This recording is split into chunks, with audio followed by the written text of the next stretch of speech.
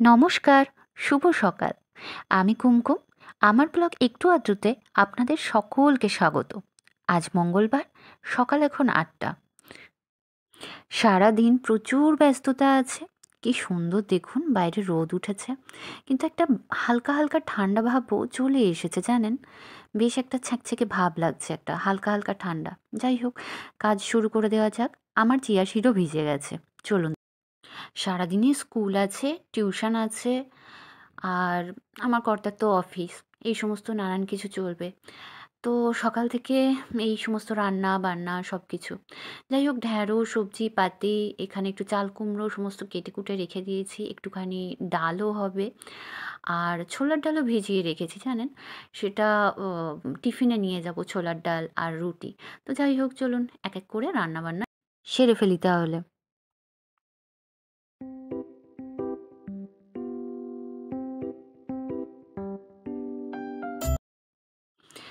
আমার এখানে চাল কুমড়ো ভাজা হয়ে গেছে, আর ঢ্যাঁড়সের একটুখানি চচ্চড়ি করেছি। আমি খুব একটা আলু তরকারিপাতিতে দিই না। আর দেখি, ছোলার ডালটাও সিদ্ধ বসিয়ে দিই। তাহলে প্রেশার কুকারে সিদ্ধ বসিয়ে দিলে সেটা থেকে কি হবে, যে তাড়াতাড়ি ছোলার ডালটাও হয়ে যাবে। আমার চটপট রান্না করে বেরোনো আর কি। ভীষণ এদিকে কিন্তু আপনাদের দাদাও আমাকে হেল্প করতে শুরু করে দিয়েছে দেখুন।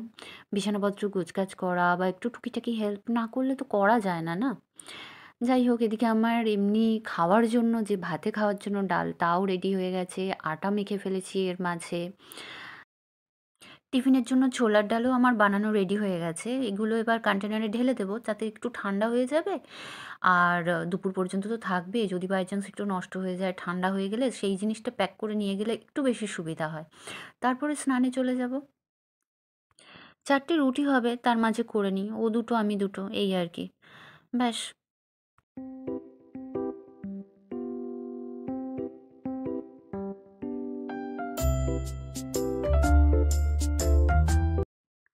স্নান সারা হয়ে গেছে।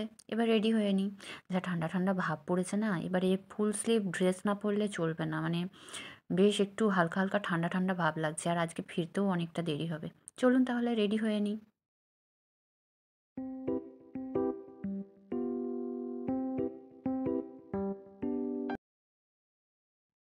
আমি তো থাকি টালিগঞ্জের কাছে, কিন্তু কলকাতাতেও এখন বেশ ঠান্ডা ঠান্ডা ভাব। আমার বাপের বাড়ি হাওড়ায়, কিন্তু সেখানে তো মা বলছে বেশ ভালোই সোয়েটার ফোয়েটার পরতে হচ্ছে।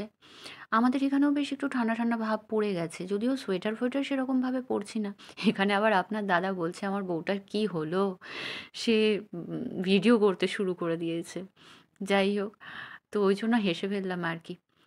তো আমি প্রায় রেডি। এবার ঠাকুর পুজো করতে হবে। ঠাকুর পুজো করে তারপর খাওয়া দাওয়া করে বেরিয়ে পড়ব।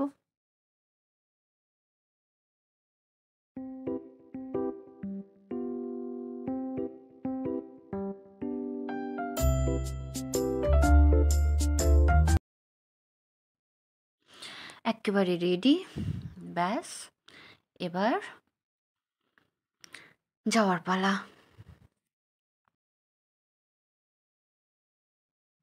পুজোও করে নিলাম আমার ঠাকুরের।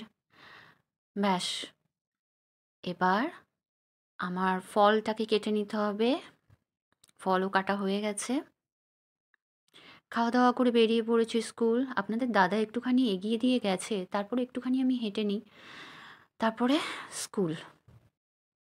যদিও আমার ফার্স্ট পিরিয়ডটা নেই, স্টাফ রুমে বসেই আছি এখন। তো যাই হোক, আফটার স্কুল দেখা হচ্ছে। যেহেতু আজ মঙ্গলবার, আমি জেনারেলি প্রতি মঙ্গলবারই কোনো না কোনো মন্দিরে যাই। আজ এসেছি মা মঙ্গলচণ্ডীর মন্দিরে। এই মন্দিরটা আমি প্রায়ই আসি। আপনারা আমার শর্টসেও বিভিন্ন দেখে থাকবেন মা মঙ্গলচণ্ডীর, বা অনেক কিছু, অনেকগুলো ঠাকুরের এখানে মন্দির আছে। চলুন একে একে সমস্ত কিছু দেখি। এখানে আছে আমাদের মা মঙ্গলচণ্ডী, আসল যে মায়ের এখানে মন্দির, পুজো হয়। তো দেখুন, মাকে দেখলেই যেন মনে হয় প্রাণটা জুড়িয়ে যায়। খুব ভালো লাগে, খুব ভালো লাগে। আমি প্রায়ই আসি এখানে। আমার ভীষণ ভালো লাগে। মাকে দেখলেই প্রাণটা জুড়িয়ে যায়। মনে একটা শান্তি পাওয়া যায়। এরপরে এখানে আছে ঘাটুশ্যাম বাবার মন্দির। তো এখানেও সবাই পরিক্রমা করে ওনাকে। তারপরে আমাদের আসছে এখানে জিন মাতা মন্দির। এখানেই সমস্ত মানে একটা মন্দিরের মাঝেই সমস্ত কিছু আছে। জিন মাতা মন্দির এখানে। আর তারপরে এইদিকে যেটা দেখালাম আর কি, যে ঘাটুশ্যাম বাবার মন্দির এখানে আরও সমস্ত আছে। এরপরে যেটা এটা হচ্ছে মা সতী মন্দির। তো মা সতীর পুজো করা হয়ে থাকে এক জায়গাতেই সব। তারপরে শ্রী শ্রী ভৈরবায় নমঃ, এখানে লেখাই বুঝতে পারছেন ভৈরব দেবের মন্দির এটা।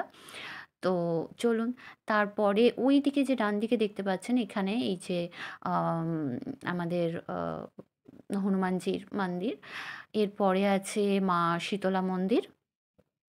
তো মানে পরপর পরপর করে আছে এই যে মা শীতলা মন্দির।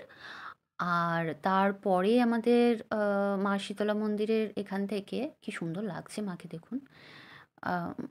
এখানে আছে আমাদের রাধাকৃষ্ণ মূর্তি, রাধাকৃষ্ণর মন্দির।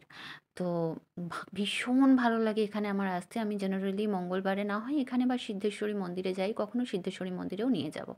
এখানেই আর একটু দূরে আছে মানে একই এর ভিতরে বৈষ্ণব দেবী মন্দির। তো এটাও দেখেছেন হয়তো আমার শর্টসে।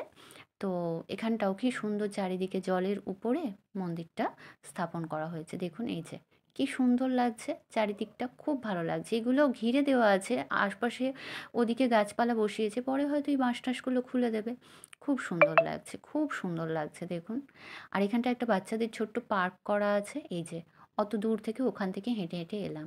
এই যে মায়ের মূর্তি, কি ভালো লাগে বলুন তো, মন প্রাণ সব জুড়িয়ে যায় যেন মাকে দেখে। খুব সুন্দর লাগে। যাই হোক, এবার আমি ফিরবো এখান থেকে। তো সন্ধ্যের সময় আলোটাও জ্বালিয়ে দেওয়া হয়েছে, দেখুন কি সুন্দর লাগছে। যাই হোক, আমার ব্লগটা যদি আপনাদের ভালো লাগে তাহলে একটু সাবস্ক্রাইব করে নেবেন, লাইক করবেন আর শেয়ার করে নেবেন। সুস্থ থাকবেন, ভালো থাকবেন, টাটা।